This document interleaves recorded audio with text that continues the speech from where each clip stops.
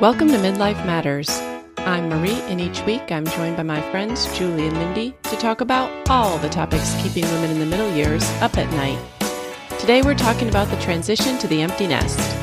Join us as we share what to do about life after college drop-off. It's an exciting and bittersweet time with lots of emotions, so let's get started. Listeners, today we're talking about the transition to the empty nest. We asked for listener questions a couple weeks ago, and several of you wondered about what to do now that college drop-off for the fall semester has happened.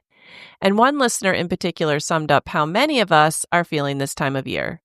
What advice can you offer a new empty nester? Just dropped off my youngest at college, feeling slightly lost, even though I know there is so much I can do with my time. All right, Julie and Mindy, she wants advice. What do you have to tell her? I'm going to go ahead and absolve myself right now. And I'm going to put myself in the listener's shoes, and I'm listening and learning from both of you. Yeah. Well, I don't necessarily think that you have to be a complete empty nester. Like, I don't feel like this has to be your last child for you to feel the grief over it and to feel the changes. You know, you learn a little bit more with every child, but I think the feelings start coming with the first child. So I know you can relate to the feelings, Mindy, and I know that you did things even when Abby left home, you know, which probably seems like such a long time ago now to you. Like a long time and yesterday. Yeah. Yeah. So yes, that was a big transition. And I do know that each child has been vastly different. And while I have learned a lot, I also know that I don't know it all. And I've learned there's a lot to still be learned. And so I am in a learner category here because as much as we have, had time during the day alone, or we have more quiet, Nathan's gone a lot, he hasn't fully left. Like, we've not yet gotten to that empty nest. And I'm going to put it in the category, like, you don't know what you don't know.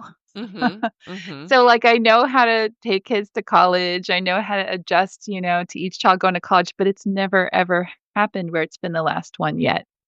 So, right. Yeah. This kind of makes me sad, the topic, just because it's bittersweet. Like, even though I think we're going to have lots of positive, good things to say, I know I remember the feeling, like it still comes back. Like, I remember passing their bedrooms and seeing them empty and how that felt. And, but it's not like they died and they're gone, like there's a lot more life left. That's good, but it still hurts. It's still hard. Yeah. And I also wanted to say that I think this topic applies whether you work outside the home or not. I don't think that mothers that work outside the home are immune to feeling these feelings. They may have a distraction, like an easier distraction from them because they go to work all day. But when they come home, life is still different. Like, you might not be making a meal for somebody or as many people. You don't have that conversation with that child. You don't have their sports event to go to, their school things to ask them about. Like, there's still a lot different. And especially if you're coming home to the empty nest at the end of the day and it's just you and your spouse or just you maybe, like, that's a radical change. Whether or not you were at work during the day, these feelings come out when you walk in the door. So I don't think that any woman is immune to it. And there's still weekends, holidays, vacations that are going to be different. So yeah, you'll still be affected. So when we were kind of wondering how we should talk about this topic, we kind of turned to AI. And actually AI had a lot of good things to say. Yeah. Just like a summary of what they said, to navigate the transition to an empty nest, focus on self-care by pursuing old and new hobbies, strengthening relationships with your partner and friends, and setting new personal goals to find purpose and fulfillment. Acknowledge your emotions, stay connected with your children, seek professional or social support. It says this stage can be an opportunity to rekindle romance, focus on your health, embrace new adventures, create a vibrant life for yourself. So AI is super positive. Like, they are. Life coach. Yes, they are viewing this as a new season. then they kind of go into more detail in each one of these steps. But I kind of took issue with AI because I thought, well, they're not a real person. And I think maybe this is why they put manage your emotions and expectations like number 7 on the list. Like their first thing that they told you should do was set new goals. I'm sorry, I am not ready to set new goals until the end of the list. Like the first thing I feel like every person needs to manage, and it's not like burying it or getting over it, but you have to at least give verbalization and acknowledgement to your emotions and your expectations. Well, anytime you go through change, no matter what, it could be a great change, whatever, you are losing something. Mhm. And then you are gaining something in a change. Mhm. So you have to grieve the loss first. I mean, you have Right. to Right. sit with that and come to terms with that and accept it. If you just kind of gloss over that and are just pursuing some bucket list, Mhm. you know, and the Yeah. other objection I had is that purpose really isn't found looking inward, and it's said to look inside yourself a lot. Mm. I think Mhm. that's a mistake. I can't look inside anymore. Yeah. You're gonna be really disappointed if you just keep Ooh, looking yeah. inside. So, yeah, I do think that probably grief is the place to start. Yeah. Well, Yeah. let's talk about some of the emotions that rise up because I think just acknowledging what they are, like this woman is saying that she's feeling a little bit lost, and I think that's normal. I remember feeling different things like when should I call my child? Like how often will we Yeah. be in communication? What does this mean for our relationship? And there's really no way to answer that at the beginning. But acknowledging that you might have worry or fear or anxiety over that can be helpful. Mhm. I don't mean this like in a selfish way, but as the mom, you can kind of feel like the sun in the solar system with all these planets orbiting you, whether you've got 3 kids, Yeah. 4 kids, and your husband, and then when they're not there anymore, it's like you don't even know your place. You don't even know what your Mm. role is or like where you Mhm. belong, where you fit in, what like you said, what is it okay to still call? Is it okay to still ask these questions? Mhm. Yeah. You're moving from being a parent to a mentor more, more of a Mhm. friend role. And it's really important to remember like how you treat a friend is much different than a child. Yeah. Mhm. Yeah. Because you've already moved into more of an influential role as a parent when you have older kids in high school. You're not gonna be able to physically force them really to do anything. Like, you're not Mhm. setting their schedule or telling them when to Mhm. go to bed. Like, Mhm. they can go upstairs and they're not going to sleep till 2 a.m. Like, you can't actually control. Right. Mhm. So you've already moved into the influential role of parenting, and then they leave and you're like, "Okay, so I'm getting a lot less information about my child from my child. What's really important to me?" I may want all of the information still. I may still want to follow them on Life 360, and they might just be completely shutting you out. And so I think you have to come to a happy place of compromise. Parents, I think, have vastly different expectations here. I'm not a Life 360 mom, so that wasn't a concern for me. But I do have friends that are and that do struggle with that because you've had so much information about your child at your fingertips. Well, now Mhm. you are trying to figure out, how much are we going to talk? What type of app or, medium do we use to communicate? I remember like I've used Snapchat, Abby's freshman year of college. There's a lot of different ways to try to get information. And then how much information is too much? Should I be able to see their grades in college? Probably No. not. But, like there's a lot of conversations there, and you kinda wanna follow your kid's lead because you do wanna just be a friend, and it just might be hard if you've had all the information to go to none. So Right. Right. Yeah, and the other thing, like when you were having babies, in our generation, we all had the book What to Expect When You're Expecting. Mm. There were Mhm. books published, written about this. People talked Yes. about it. You knew Mhm. month by month what things Yep, were gonna look like. that's And right. there is none of that for the empty nest. It just happens one day and you're just left kind of reeling in Mhm. the emotions What is and my I think role? yeah, and as humans, we all just want to know what's normal, what we can expect. Like that softens the blow somehow. And I Mhm. think we also just want to know that other people understand. So, Mhm. yeah. So finding some like-minded people is comforting. Right. And I think there's a grief over how did I get here so fast? I mean, Mhm. it seems like the 18 years went by really fast. Or if this is your last child, like when my last children leave, I'll have had kids in the house for 30 years, which sounds like a long time on paper. And it is, but it will still be fleeting in your mind when you think about it. And it's like a wake-up call for like, one, how fast that all went. And then there's personal things too, like, man, how did I get this old? Like, whoa, I'm in midlife now, and I was just a young Mhm. mom a brief second ago when they were born, like Mm. and it took a long time, but it also was a short time. And so I think you Yeah. have some grieving over what your family used to look like. Like whenever I see pictures of my family 10 years ago, although more time that passes, now it's more like 12 to 15, I'm like, oh, I want to go back there so bad and not that I'm not happy and not that I don't love my in-law kids and my grandchildren, but there is something so precious about your original Mhm. kids and spouse and family that that time is over and it'll never come back and you just want to see it one more time. Makes me want to tear All up right, right Marie. now. We're all just gonna end now and go cry. All right, guys, we're out. See you later.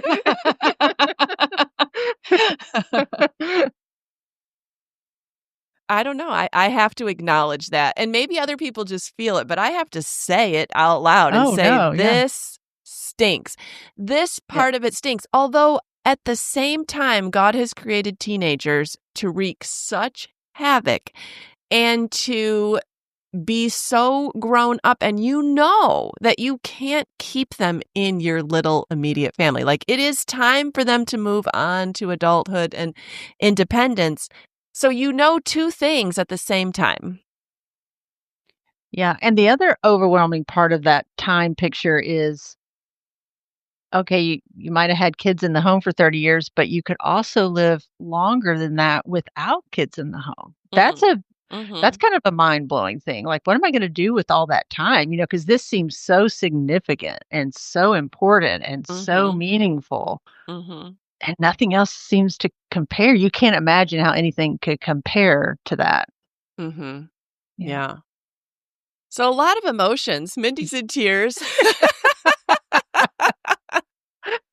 And we've only touched on the emotions. There's a million other emotions, and there's emotions that continue to come up. But acknowledging, talking, Yeah.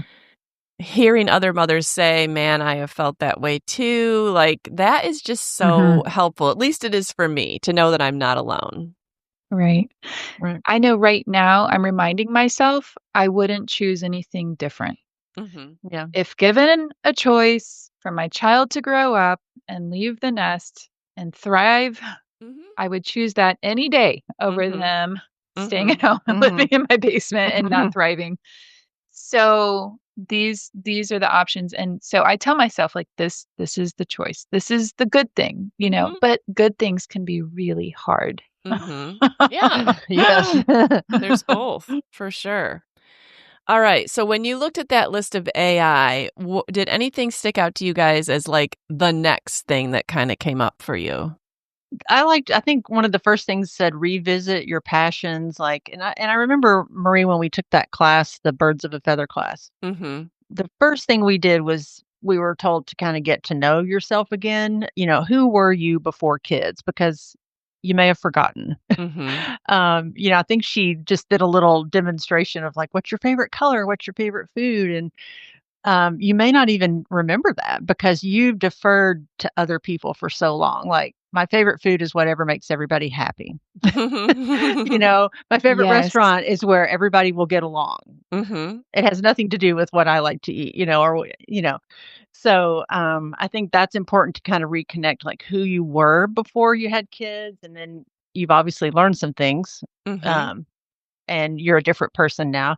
And then I remember she said to maybe ask some people like how other people see you, because it's often that we don't see ourselves in the way other people see us.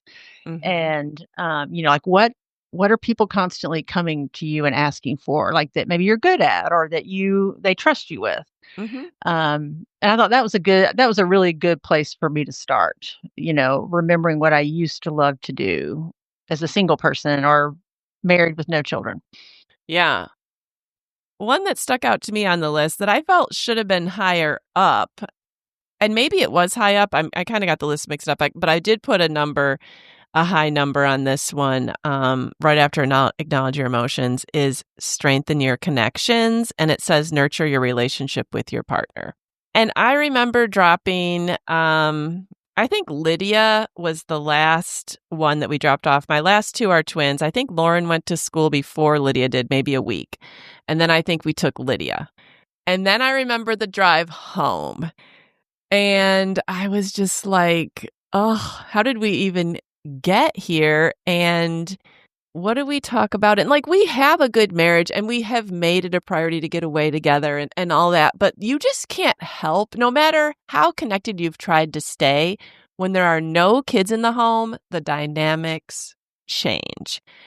And so just acknowledging that, man, this is gonna be different, and I might not even feel like I have much to say to you, and you might not feel like you have much to Mhm. say to me, and what do we even like to do together anymore? Because maybe we've gone out on dates over the years, but that's not sustainable. You're not gonna go out on a date every night once your kids leave the house. So what are we gonna do in the house? Like, what are we gonna talk about? What are we gonna do socially? What are we gonna How are we gonna even eat dinner? Like, I think I spoke before, like, I don't have any interest in sitting across the table from Steve in our home and eating dinner, just the 2 of us. To me, that just could not be any more depressing. Like, we view it as more of a party time now, and we pick out a show and we eat together, and, like, I'm doing the exact opposite I did with my kids. Like, they never, well, not shouldn't say never, but we rarely ate in front of the Mhm. TV. Now Steve and I eat in front of the TV a lot, and we think it's fun. Yeah, and I think people in a marriage, husband and wife, grieve this differently, Mhm. and so, it can cause some tension, because I know that you go out on a date and one of you maybe only wants to talk about the kids. Mhm. Well, that's weird, because we're supposed to be moving on past this, and I Right. think it can cause some tension because, one is saying, "Just let go," and it's maybe one is not doing that at the same pace as the other. Mhm. I mean, you hear about a lot of marriages getting in trouble at this stage, and you think, "How Yes. could that happen? You've been married for 35 years," but you can kinda see, like, if there was already trouble, it's Mhm. certainly gonna expose that now, Mhm. or if you just haven't invested a lot of time in maintaining that relationship, you're gonna you're gonna have some catching up to do. Mhm. Mhm. One thing I've always liked the idea of, and I haven't really had the chance to do it yet, but we sort of did it when we dropped our kids off at college, is I've heard of people that I think it's usually with their last child that gets married. As soon as the wedding's over, they also go on a trip. And I've always thought that is awesome. Like, have something to look forward to, completely outside of your normal house, your normal routines. Just get out of town and do something fun and new together. I don't know. That just really appeals to me. And I Mhm. think when my last child gets married, I'm totally doing that. That sounds like a great idea for each child that goes to college. Unfortunately, like, if you're still parenting them, Right. you That's gotta what I take care mean. of Yeah. them. If you still have ones at home, then you can't. Yeah, I know, Bryce and I are having conversations again, like, we're preparing for empty nest, and we don't know how it's gonna feel till it happens, and there's talk about it, which I love. I love Mhm. hearing, how you guys, have experienced it and gone through it and things like that, and so even now, we're both saying, like, we both know that we're gonna be grieving, and Mhm. recognizing that Bryce is also really grieving when Nathan leaves. It's just gonna be tough, and so we're just saying, "Yes, this is gonna happen." But Marie, what you said about, going on an adventure, that was the one that I kinda picked out from the list from AI was embrace adventure. I Mhm. thought it sounded fabulous. It says plan a vacation or simply go out and experience new things to get out of your usual routine and explore new places. You're Mhm. no longer straddled by that school schedule, and even the 5 minutes that your kid might pay attention to you while they were home. Like you don't have to be there for that. And Mhm. so, and if you have multiple children, we've joked about we'd like to kind of hop around and be able to see each one, like take them out to dinner, just like dinner, and then be on our way. Mhm. Something small, but I think the adventure of it, getting out of the usual routine to shake things up, and then kinda coming back in and saying, "When are we gonna eat dinner? And are we having party time and watching TV and sitting on the couch?" Because that's really kind of where we're at this point when Nathan's not home at night, we're like, "We made a nice dinner, we're sitting on the couch."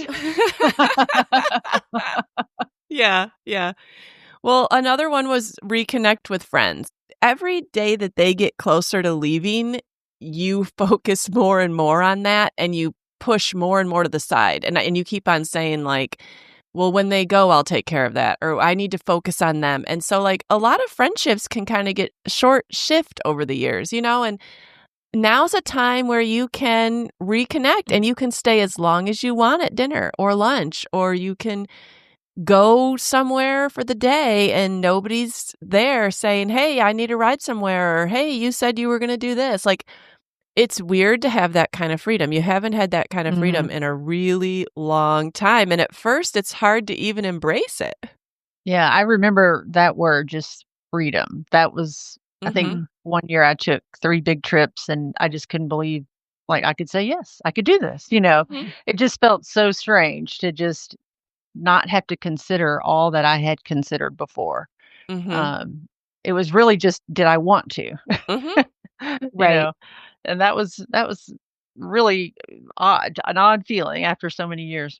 I'll say in our preparation for the empty nest, that's something we're doing right now is we have committed that if our friends invite us to dinner, we're going to say yes. If we get invited to go to lunch after church, a time that we would typically be with Nathaniel, we will tell him he can come, but we're getting together with our friends. Mm. And I feel like Bryce and I have to invest in these connections and these friendships. Mhm. It's vital for us to have those. So maybe we can't leave town, but if we get invited in town, we're definitely going. And Nathaniel might be at home by himself. He's Mhm. fine, he can drive, he's fine, he's good. But I also think this is a gift for Nathaniel to see us living Mhm. without him and that we can do it. And so somehow I feel like we need to show our kids like this is the best gift that we can give them. It gives them security to see that mom and dad are okay. Mom Mhm. and dad have friends. Mom and dad want to leave Mhm. town sometimes. Like this is Mhm. really, really good and comforting for them because I know Nathan has said that he feels responsible a little Mhm. bit. Like he Mhm. has that I don't know if your younger children mention this, have talked about this. He's not gone into detail, but I am concerned about the burden he bears for the family that he's the last one left, and he's like, "I need to make sure mom and dad are okay." Mhm. Yeah. Yeah, I think that's a real thing. I felt that just as an only child. And I Yeah. think maybe just different personalities too feel that. Mhm. They just are more of a wanting everybody to be Empathetic. okay, and yeah, Mhm. and children do feel better when their parents are good. Mhm. You Yeah. know, it's a natural thing. Yeah. Yeah, listen, and I tell myself, like, I'm gonna fake it. I will lie. I will say, "We are great. Like, we are so happy if you wanna be gone every night of the week." "Sure, yeah, dad and I love that." I've "We're been doing a fine." lot of faking lately. I mean, I think sometimes you Yeah. do. You have to fake it till you make it, and, that is a mentality I think that can happen here. You have to, like, practice, practice, practice till it actually becomes a habit, and then you actually are okay. Mhm. I liked the one that said, "Don't rush major decisions," because I think That's good. sometimes in an effort to avoid the hard feelings, the reconnecting, the uncomfortableness, you can just start making big decisions. Maybe you decide you're gonna move to the beach, maybe you decide you're gonna take another job, I don't know, like, you just can make big decisions. Really, it's not the time. You kinda need to just keep life the way it was for a while and really just let those emotions settle. I would think that maybe at the end of their freshman year, when you've seen what it's like when they come home, I think you will see by the end of the freshman year that this is more of the open door phase. They are in and out more than you think.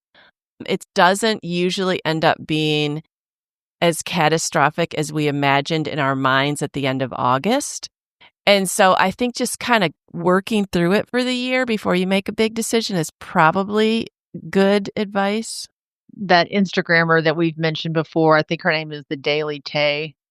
I can't remember her name, but she does videos with her mom a lot. And the younger mom says, we only have 18 summers left with Birdie. And the mom goes, "What?" She goes, "You're 30, you're 35. I still have you." Like there's just, I don't know, people kind of, that whole countdown thing and the marbles in the jar. I never did that, but it just assigns this permanence to things like this loss, and it's not that way. It's just a shift.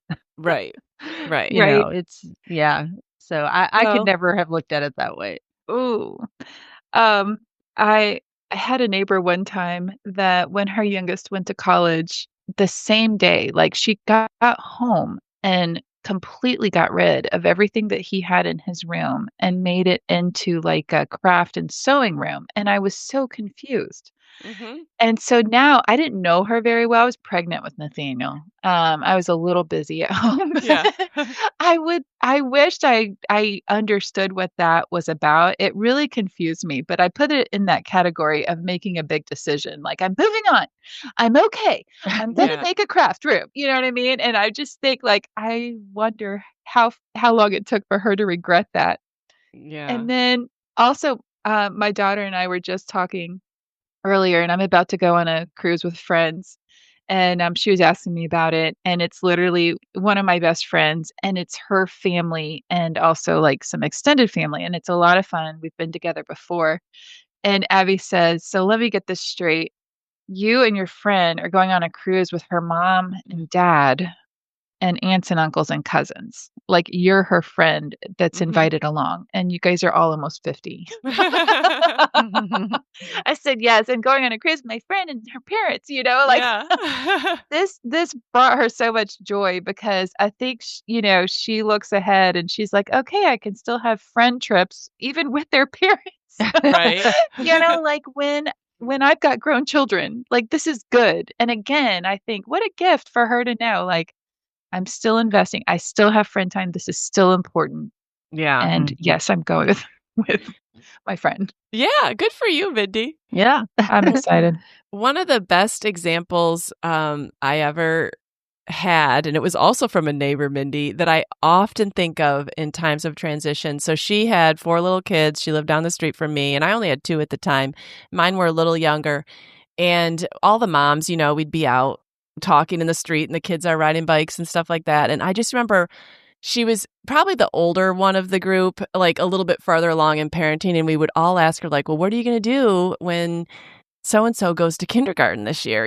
This was like the summer and it was coming up. And, in your mind, when you don't have anyone going to kindergarten yet, you think this mom's just going to have oodles of time to fill. Like, how will she ever fill her days? That really doesn't happen. You fill your days just fine. But in our minds, she was just going to be, who knows what she would even do. And we must have asked her so many times. And then she finally said, "You know what? I don't know." She said, "I'm taking a year for me." Because I think her oldest was probably about 8 or 9. And she's like, for the last 8 or 9 years, my life has looked one way. And now they're all going to be in school. And I'm just doing whatever I want this year. She goes, "Whatever I want, I'm doing this year." And I Wow. love, love, love that attitude. And I have said that to myself so many times. When my last 2 went to kindergarten, I was like, people would ask me, "What are you going to do now?" I'm like, I don't know, but I don't feel guilty about not having a plan because she already set the example that you don't have to have a plan. You can just figure it out. It's okay to take a whole year and say, "I don't know. I'm just doing whatever I want." And same thing when they go to college. Like, there's so much pressure. People ask you unendingly, "What are you going to do now when they go to college?" Just tell them, I don't know, Just but live.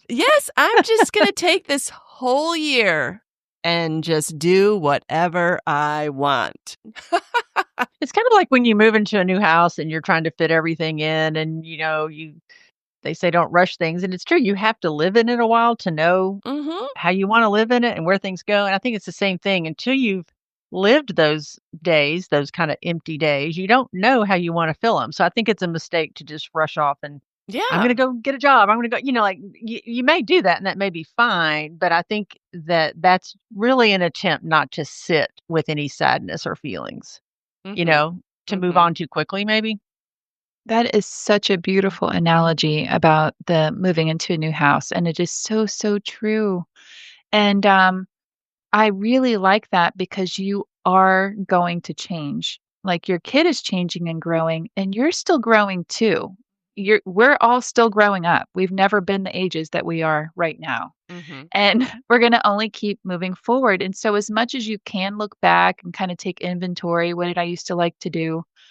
Well, your spouse is doing the same thing and they're trying to figure out, their role, but your roles have so dramatically changed that that's why it's really good to put a couple of these together and grow in the same direction with your spouse and try to, enter into each other's interests. Mhm. And I've joked before, I'm gonna be on the golf course. I already know this. Um, and that's something that I know that Bryce and I will do together, but giving each other room to grow and change and celebrating those changes, because you're gonna be different. Like, you're still Julie, you're still Marie, I'm still Mindy, Mhm. but we're gonna be different. Mhm. All right, what else appealed to you on that list that you felt like was good advice? One of the things was to prioritize health or fitness, wellness. And I Mhm. think that could really be applied to anything that you've maybe had on the back burner for a while. Mhm. Like, oh, I can't. I know there's so many times I'll do that later when everybody's out of the Mhm. house. I'll do that later. Mhm. And it might be time to revisit some of those things because you have more time. You may even have more money. You have more Mhm. flexibility. There's less people to consider when you're cooking. You can eat what you want to eat. There's less people. You can go to bed when you want to go to bed because you're Mhm. not waiting up on teenagers and, trying to be present when they want to talk and all of that. So you just have a whole new schedule of available Mm, schedule. mhm, Mhm. And yeah, so just to go back and look at those things you've been putting off. Mhm. And mhm, as far as the eating, I mean, yeah, now you don't have to consider other people's tastes, their preferences, what they like to eat, what time they wanna eat, how much time you're gonna have for dinner. Like, you haven't been able to think like that since you brought your first child home. Mm-mm. Yeah, and yes. you may find that you totally changed the way you eat. I mean, Yes. I did, yeah. I'm so excited that I won't be buying food for Nathaniel anymore because I was just telling Abby the other day, I was like, I had asked Nathan what cereal he wanted for the week. I'm going to tell him myself here. Mhm. He says Captain Crunch Berries. And immediately I think, oh, shoot, I love Captain Crunch Berries. Now it's gonna be in the house with me. Oh, doggone it. Well, so guess what? I buy the Captain Crunch Berries. He's gone all day at school. I have Oh, time at home while he's gone at school. I'm like, Nathan, I cannot buy you Captain Crunch Berries unless anymore. you carry it around in your car. He pulls the box out. He's like, gosh, where did it all go? We just bought it. I don't know. I don't know. I must be your dad. But the other thing I think is, like, I am putting off some, like, medical things that are, not what would you call it? Like, Urgent uh, or, like, yeah, they're not life-threatening? urgent. Right, right. Like, I have some varicose veins. I'd really like to go get those taken care of, and I just have not prioritized it in this season, and I literally am thinking, "I'll just do that later when Nathan's at college." There's nothing keeping me from doing that right now. But Yeah, for some reason in my mind, I just think, "Yeah, I'll take care of that later." yeah. Yeah. Some of the more uncomfortable things on the list, Find a new purpose or set new goals. Oh, how many times have we talked about setting goals on the podcast? Or a book has told us to set goals and we can't think of anything. And do I ever do it? No. I know. And so I guess if you're looking at these lists, my advice to you would be, if you can't think of any new goals or you can't think of what your new purpose should be, that's okay. You are not alone. Yeah, and I took that as, okay, what do I want my life to look like now? Not like I want to do this by this date and this and I don't really have a bucket list and all that. It's more just kind of envisioning just what I want my life to be about. Mm-hmm. That's kind of the way Right. I've thought about that question. Yeah.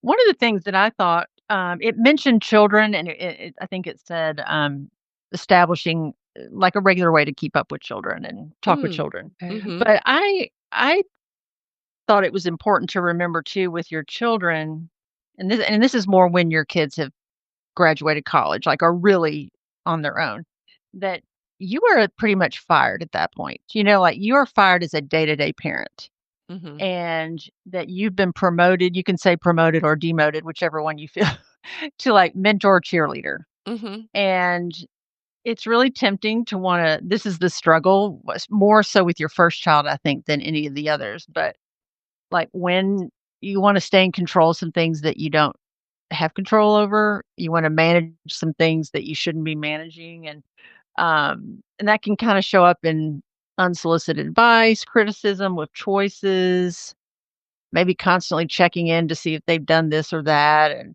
Mm-hmm. we kind of had a family joke about every time that John saw Molly, he said, "How many miles are on your car?" Mm. And she would just pick up the phone and go, 47,000. And I guess he knew like when a service would be due by the miles. I guess that was Mm. his motivation. Mm-hmm. But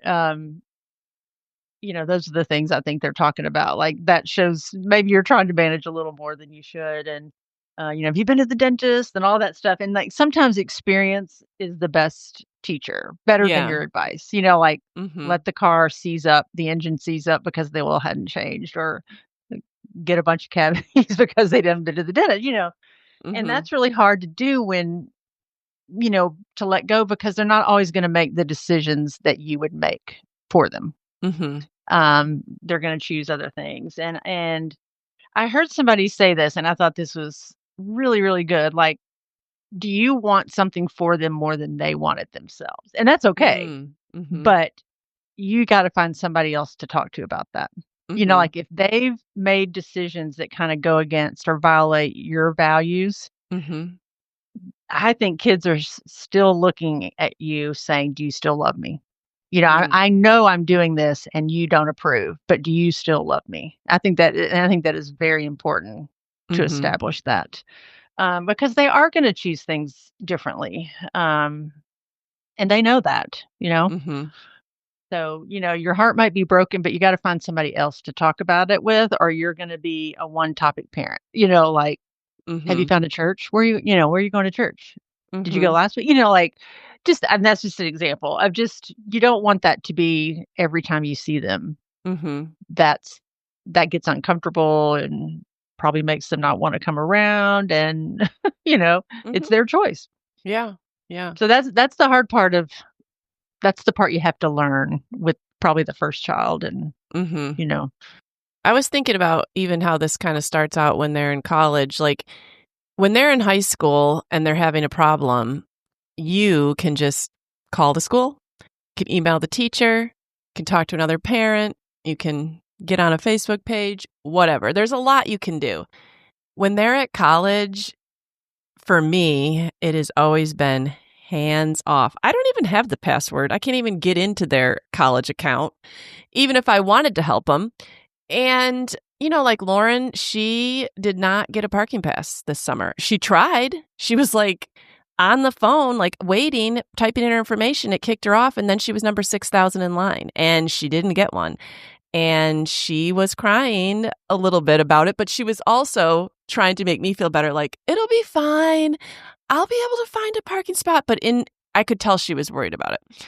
But there's nothing I can do. I saw all these Facebook posts on the Mississippi State page where parents were like, it's ridiculous that they don't have parking. And I agree. But what can you do? Nothing. I'm not going to call the dean. Like, Lauren had to figure out how you get on a waiting list. She did end up getting off the waiting list. She had to decide whether or not it was worth it to go up to the next level to buy a better parking pass or just wait out this one. And sometimes, like this happened yesterday, Lydia's trying to decide what clinical specialty areas she should ask for. So she's talking to me out loud about it, and she wants my advice. But in the end, I have to say, Lydia, you know better than I do what's going to get approved, what you like. Like, I don't really know. I can't make this decision for you. Only you can make that decision. And that's kind of freeing as a parent. Like, you can be their sounding board. Lauren called me upset just before this podcast saying, my classes are so hard. I don't see how I'm going to be able to do them. And my first instinct was like when I was in college, well, you thought about dropping. It's still early in the semester. I said, what about dropping? Could you drop one of them? No, I can't drop, and then I wouldn't be able to graduate. Like, I can't even fix these problems for them anymore. I can listen and I can say, I've heard you say this before at the beginning of other semesters and you've always done great and I know it's going to work out and I think it's okay if you do it this way. But I don't have any control over their schedules. I don't have control over what dorm they get in. I don't control what food is in the dining hall, where they can park. It's hands off. And so I think this is a good time to be practicing what you'll have to do when they graduate anyways, which was what Julie was saying, how you have to be fired when they're in college, unless they have tried absolutely everything, and maybe not even then, you just can't get involved. They have to figure it out. Totally agree. I mean, you said it so perfectly. I have nothing to add to that. I absolutely agree with you. But it's hard. It makes the celebrations that much better because now, like, my kids will do something and Bryce and I look at each other and we're like, oh my gosh, that's our kid. Like, they are amazing.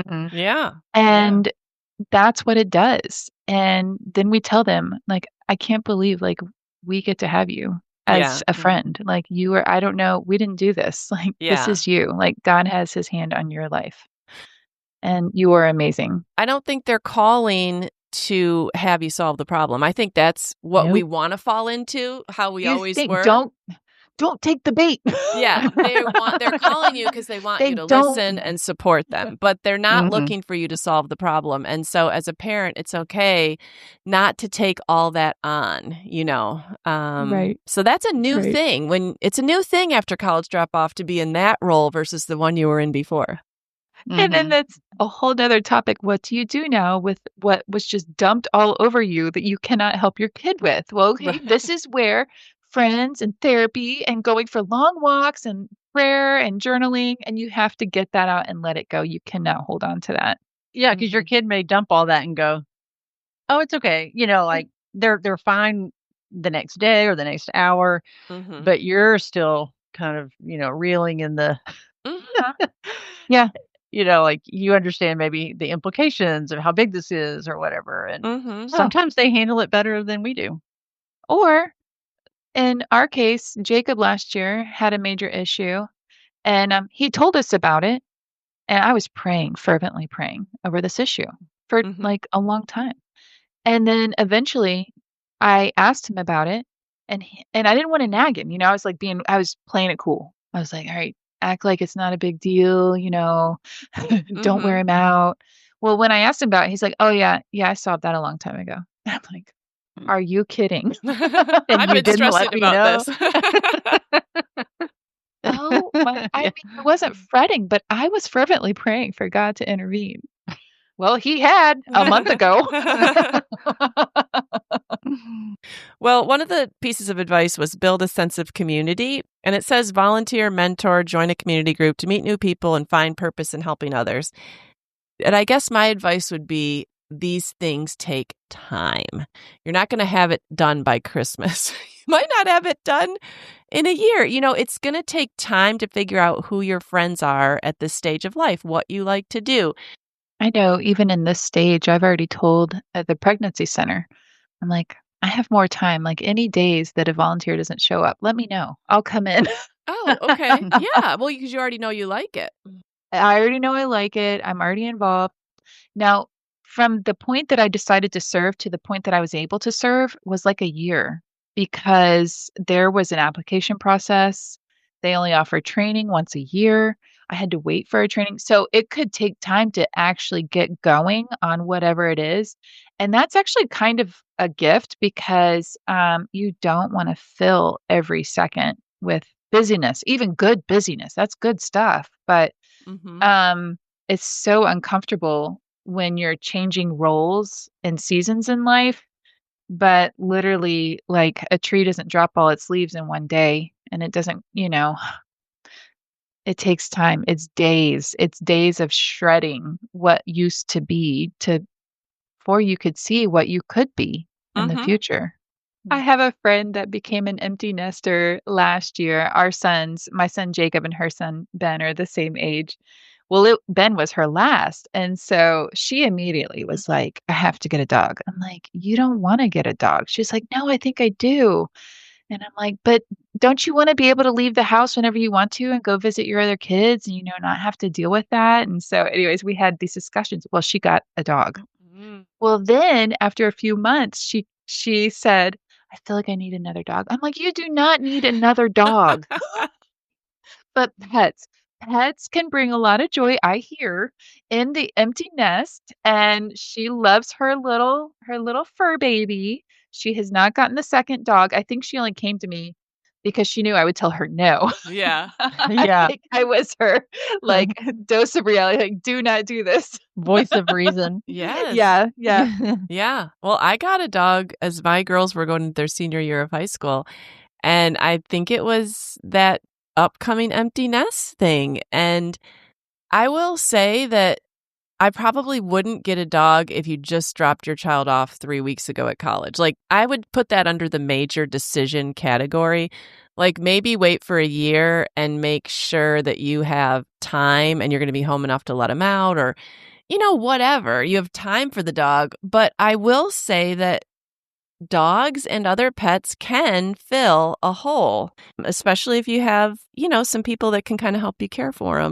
They do bring a lot of life to the house, like, Yeah. she always comes and greets me when I walk in the door, like, I can never just lay in bed and not get up that day because she expects to go on a long walk the second I get out of bed, so, like, they can bring routine, they can bring purpose, they can bring a reason, even in those early days of, I don't know what to do fill my time. Well, I gotta take care of the dog. They can even bring conversation. I talk to my dog and 2 cats all day long. Oh. Okay, well, listeners, we hope that we have given you some good advice. It's advice that we still have to take. Like, Julie's nest has never completely emptied.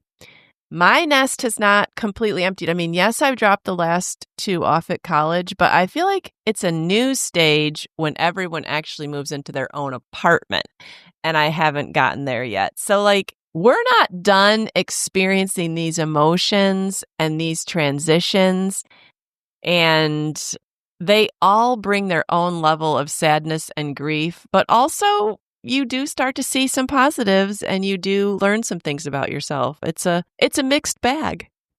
Yeah, I will say we did have one full year that David was in his own apartment. Oh, okay. And I don't remember a whole lot about it because John was ill, Mhm. but I remember really enjoying that part of it too, like that it Mm. was just us. I really Mhm. did. Um, so for whatever that's worth, Yeah. Yeah. that was a good memory. Yeah, I will say that Steve and I get excited because it is the open door phase where people are in and out for college breaks and summers and everything, but we get really excited when there's like a weekend with no one home. It's almost like you're kids again with nobody checking up on you. No one's going to ask you why you stayed up that late, why you ate that, why you did that, what are you doing? No one's going to ask. You just do whatever you want. Mhm. I have to say right now, we're being teased with empty nest, but we're not there yet. So it's kind of it's kind of a bummer. We're like, it's kind of holding us back. We can taste it, but we're not there yet, you know? Yeah, yeah. And so, and Bryce and I were married. We were really young and I was 18 and he was 20. We had all 4 children in our 20s. Mhm. Well, I guess he was 30 by the last one. And so we are growing up so much. Like we were kids and we still feel like we're kids. You're still like mentally, back Mhm. when you started. And so part of us is like we've never had a chance to really be, you know, have an income Mhm. and not have children because we were so early in our career. Mhm. And so we see so much freedom ahead and like we're not there yet. And so also we know we're going to be grieving. And I could see us, I don't know, I'm like, can if we decide to have a midlife crisis, can we just do it together? Like what Yeah. can we do for Buy our a sports midlife car. crisis? I know. I'm all about that. Trade that minivan in, Mindy. Listen, I'm still in a minivan. Like this is all gonna happen. And so I have some things like that that are like goals. So this is Mhm. the goal I'm setting to get out of my minivan. Yeah. Oh, that's great. Well, listeners, we'd love to hear from you. We'd love to know if you have any additional advice or what some of your experiences have been in the empty nest. Come and find us on Instagram at Midlife Matters Podcast, or you can email us at midlifematterspodcast@gmail.com. But before we go, we want to do I'm a Fan.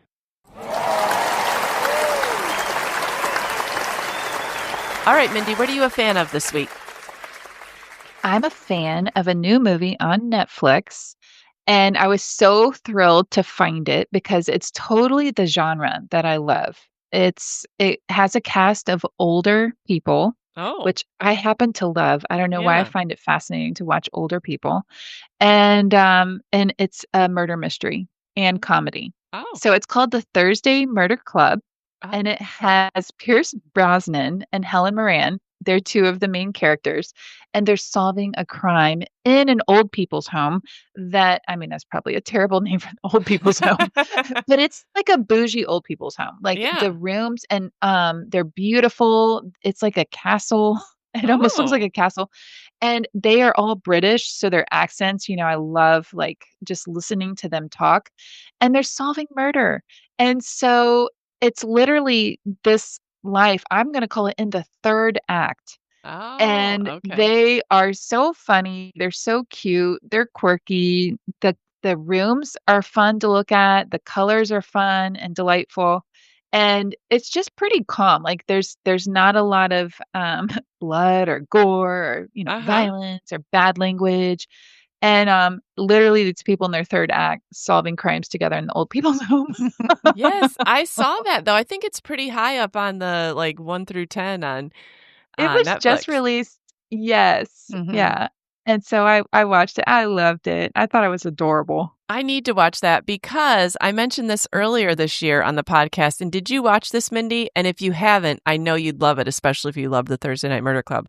Did you watch A Man on the Inside with Ted Danson on Netflix? I started that, and I did love it, and I forgot that I was watching it, literally, Yes. when Now you that's Jacob not a out. movie. I think that has, like, 10 episodes, but it is super cute, and I wouldn't have thought that I would love it, but I did. It's Ted Danson, right? Yeah, yeah. Okay, So that might be one yes. to try now since you like the Thank Thursday Night you. Murder Club. All right, Julie, what are you a fan of this week? All right, I'm a fan of a show, and I'm watching it on Prime, but it might be through BritBox, I'm not sure. It's a Okay. British crime series called McDonald and Dodds, and a friend recommended it. I think there are 4 seasons. The first season only has 2 episodes, and then the rest have 3, so they're a little bit longer, like over an Oh, hour, maybe hour okay. 18 or something. But, there's 2 detectives. One is this really young woman, she's very ambitious, DCI McDonald, and then there's this older man, and they're just very mismatched, and they annoy each other because they have totally different approaches, but this shy, quirky man just has this knack for solving all these Oh, crimes, and okay. Ooh. she's the ambitious one who wants to work at, MI6 undercover, but and then the other thing that was so appealing to me is it all takes place in Bath, England. Oh, And if you've been I've been to Bath several times, and it's just the most gorgeous little city, and it's small. So, like, they have all these aerial views and where they say they're gonna meet, like, I've been to all these places, and the scenery's just oh, that's really, so really good. cool. So I like that part of it, but there's a little bit of humor in it. It's Mhm. not a comedy, but you can't help but laugh at his odd ways. Oh, that sounds good, Julie. I'll put a link to that. All right. I can't remember what episode we talked about things that, what was it? Like we tried and then they didn't work. So Mindy, you tried the natural dishwasher detergent and you were like, no, that's a complete... you're fired. It's the fired it was episode. the you're fired. Yeah. Yep. So the you're fired episode, Mindy, you fired your all natural dishwasher detergent. So Abigail, my daughter, listened to that episode and she said, well, I use all natural and she has a Bosch dishwasher. And I said, does it clean? And she's like, yeah. And I said, well, can you bring me 2 of your pods? Because I want to try them out, but Mindy said that the all natural detergent is really expensive and I don't want to buy like a pack of 120 and find out they don't work. And I don't want to just try them once. I want to try them at least twice. So she brought me 2 pods and I load up my dishwasher. I scrape off like big pieces of food. But like if I've made bread, like say you make banana bread in a Pyrex thing, I might get off like a few of the big chunks, but that goes right in the dishwasher. Or if I've mixed up cookie dough, maybe there's not chunks of cookie dough, but it's still all around the edge. I just put it in. So I expect that my pods will get everything clean, and they do. And I think I had talked about using the finished pods. Well, I put hers in and I thought, well, I'll be running this again. You guys, they came so clean. And Julie, I even had my sourdough mixing bowl in there. And you know how that just gets on there like iron. Yes, it's like concrete. And it all came clean. So I thought, well, maybe that was just a fluke. So I waited a couple weeks because I had just bought a Costco pack of the finish. So I have like 240 to use.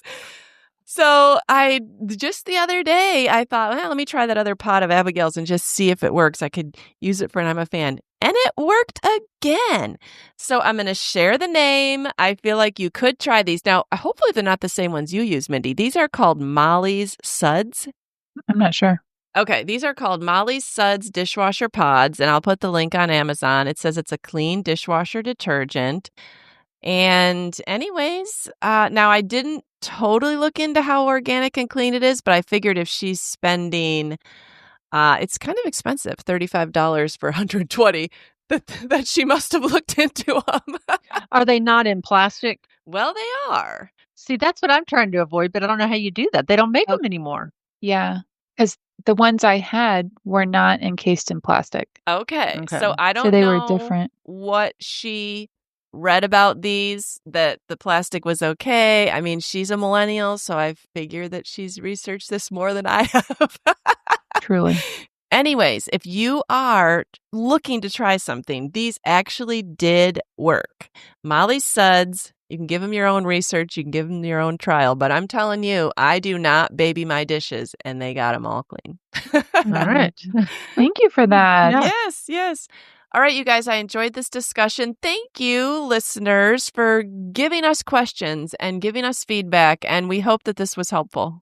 This was fun for us to talk about. I really didn't think that, it'd have much. And so I appreciate all of your comments. And I mean, we're all trying to figure it out. And clearly there's levels of empty nest from what I hear from you guys. Yeah, I think there are. So yeah, we're ready to get to the next level, I guess. Figure that out. Yeah. Yeah. It was a good conversation. So I think it just helps people know they're not in this alone. Yeah. No, we're not in it alone. All right, we'll talk with you next week. Sounds great. All right, bye. We're so happy you joined us today. You can find the show notes for this episode at midlifematterspodcast.com. Also, please tell a friend about the show and help them hit the free subscribe button on their favorite podcast app. Be sure to follow us on Instagram at Midlife Matters Podcast. That's where we post pictures and stories about all the things we talk about in each episode. Thanks for listening, and we'll see you next week.